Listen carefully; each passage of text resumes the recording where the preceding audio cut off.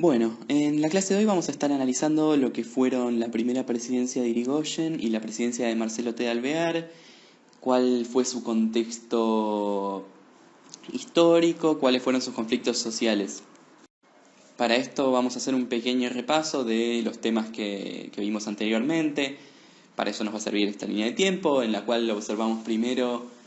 un primer periodo de independencia, digamos, el periodo de la independencia, que abarca los hechos de 1810 y de 1816, con la Revolución de Mayo y la Declaración de la Independencia respectivamente. Después un periodo de guerras civiles entre las provincias, de conflictos de intereses, que van a impedir que se conforme un Estado nacional. Esto culmina en 1862, tras una constitución en el 53, con la unificación de las provincias argentinas. A partir de ahí tenemos un proceso de formación y consolidación de un Estado nacional, seguido de una república conservadora que se va a extender hasta 1916.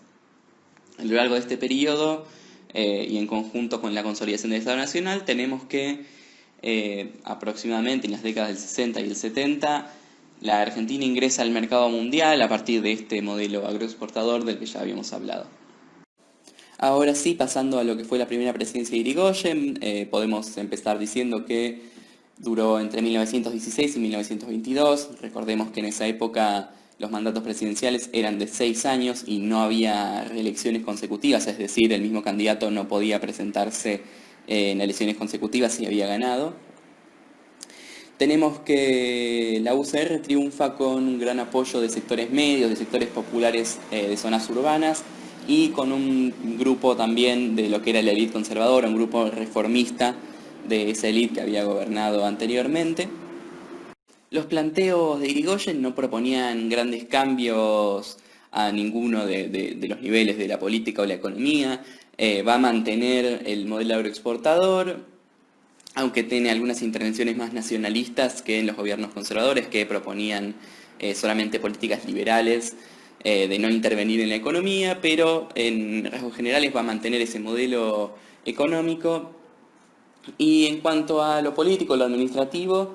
va a proponerse terminar con la corrupción de administraciones anteriores y de distribuir un poco más equitativamente la riqueza proveniente de este modelo económico, que antes recaía solamente en unas muy pocas manos. Entonces, a diferencia de los gobiernos conservadores, los radicales van a proponer utilizar al Estado como un moderador de estas desigualdades para limitar también los abusos de las clases dominantes, de estas élites dominantes que habían gobernado anteriormente. Y aunque el radicalismo había triunfado a nivel nacional, es decir, había ganado en las elecciones presidenciales, se encontraba con una gran oposición en el Congreso, en muchas provincias que aún estaban gobernadas por los conservadores, lo cual va a impedir que muchos de los proyectos de ley que lanzaba el Poder Ejecutivo, que lanzaba el radicalismo, no fueran aprobados. Entonces, una de las principales características de este gobierno de Irigoyen va a ser los decretos presidenciales y las intervenciones federales, que lo que iban a permitirle era esquivar el Congreso, que era el lugar en el que perdía, y actuar directamente desde el Poder Ejecutivo, que es el que había ganado. Esto de los decretos son normas impuestas directamente por el presidente, sin pasar por el Poder Legislativo, evidentemente, y las intervenciones federales son una atribución, es decir, una capacidad que tiene el gobierno nacional de hacerse cargo temporalmente del gobierno de una provincia. Es decir, en un periodo de tiempo el presidente se estaría haciendo cargo de lo que sería el gobernador de la provincia, digamos. Esto se hacía, digamos, con la justificación de que en las provincias los gobiernos eran fraudulentos o lo que fuera, pero evidentemente lo que lograba era eliminar de la escena política a esta resistencia conservadora y poder actuar sin tener que enfrentarse directamente a la resistencia opositora. Si analizamos el contexto internacional de la primera presidencia de Irigoyen, lo primero y más fuerte que nos encontramos es lo que fue la Primera Guerra Mundial, que se desarrolló entre 1914 y 1918, enfrentó principalmente a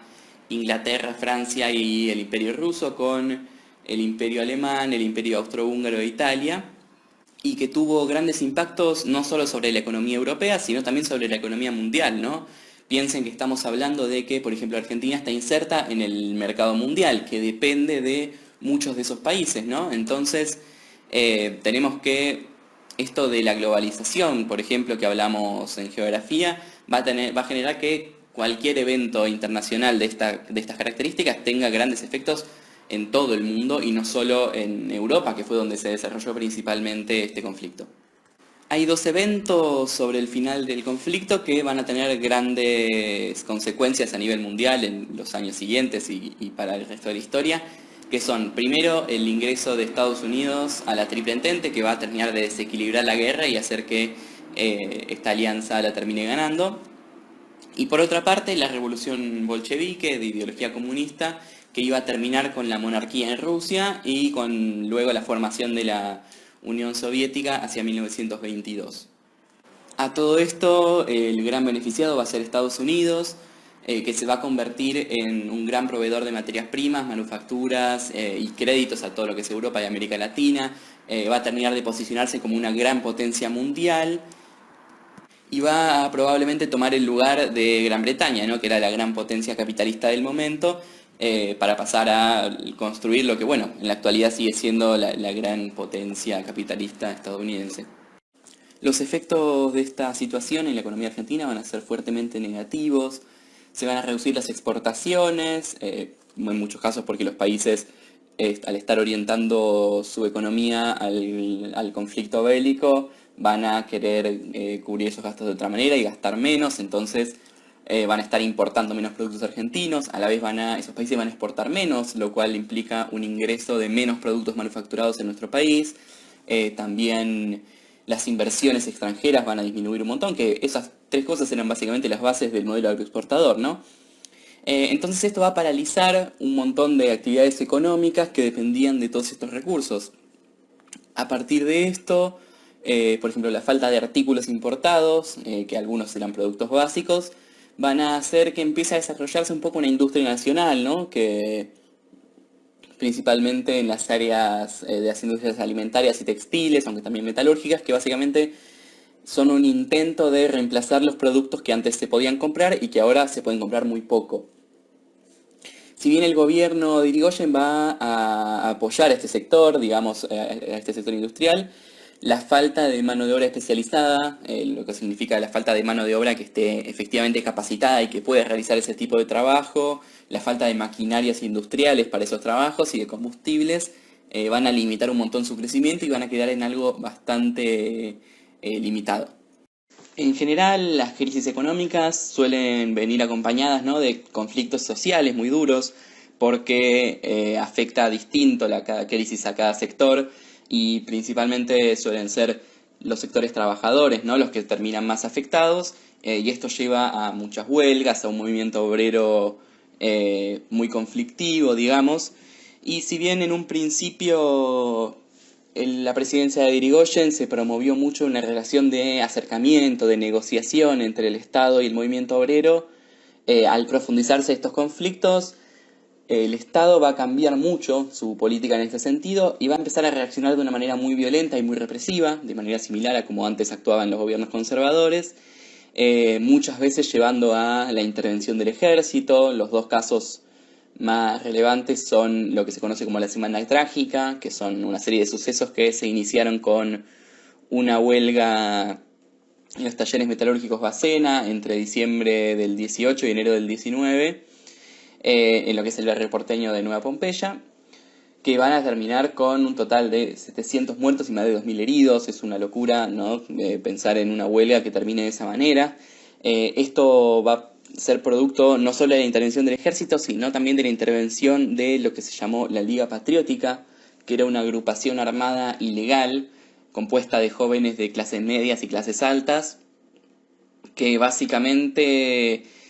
presentaban una ideología anti-anarquista y anti-judía, digamos, por considerar que estaban vinculados a una peligrosa ideología extranjera, que van a ser grupos muy violentos, que si bien son ilegales, bueno, van a tener esto de que en realidad terminan siendo funcionales al gobierno porque están ayudando al ejército a controlar, entre comillas, por no decir aniquilar, a estas huelgas obreras. Y por otra parte, los sucesos de la Patagonia que se produjeron entre 1920 y 1921, que surgen producto de una huelga de trabajadores agrarios, es que se los denomina peones agrarios, que lo que reclamaban eran básicamente mejores condiciones laborales y un sueldo en dinero. ¿Por qué un sueldo en dinero? Bueno, porque básicamente se les pagaba en mercaderías directamente o se les pagaba en vales. Los vales son como si fuesen bonos para, bueno, comprar tal cosa después, pero no son efectivamente dinero que la persona pueda usar para lo que quiera, sino que tienen un límite, por ejemplo, un vale que se puede usar solamente en un negocio, solamente en el lugar que tenía el dueño, digamos. Al ser esta huelga encabezada por trabajadores de ideología comunista y anarquista, lo cual es un factor muy importante, genera mucha preocupación en el gobierno. ¿Por qué esto genera preocupación en el gobierno? Bueno, básicamente porque unos años antes, en 1917, tenemos esta revolución rusa, en la cual un grupo de ideología comunista llega al poder. Entonces, en esta preocupación, que va a tener efectos a nivel global, ¿no? En todo el mundo va a suceder que los gobiernos se preocupen cada vez más por estos grupos comunistas que habían quizás demostrado que podían llegar al poder en algún momento. Entonces, para restablecer el orden, entre muchas comillas, Irigoyen va a utilizar al ejército, lo cual va a culminar con más de 1000 muertos, ¿no? En lo que representa muy fuertemente lo que era la política irigoyenista en su relación con los movimientos obreros. En las elecciones presidenciales de 1922, el radicalismo va a volver a triunfar, esta vez encabezado por Alvear, que venía apoyado por Irigoyen, pero no va a terminar de ser una figura muy similar a la de Irigoyen, básicamente porque provenía de una de las familias más ricas del país, lo cual hacía que los conservadores, la oposición tradicional a Irigoyen, lo viera con buenos ojos, ¿no? Estos grupos de la élite veían con buenos ojos que llegue al gobierno alguien de una familia muy rica, muy conservadora. Y en general la presidencia de Irigoyen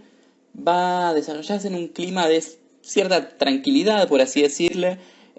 tanto en el ámbito económico, donde tras la crisis de la Gran Guerra, el modelo exportador vuelve a crecer, el gobierno apoya mucho las actividades agrícolas, llegan muchas inversiones estadounidenses, ¿no? Que habíamos hablado que era la nueva potencia, y empieza a reemplazar un poco a Gran Bretaña como el principal socio comercial de Argentina y además como una de las principales potencias a nivel mundial.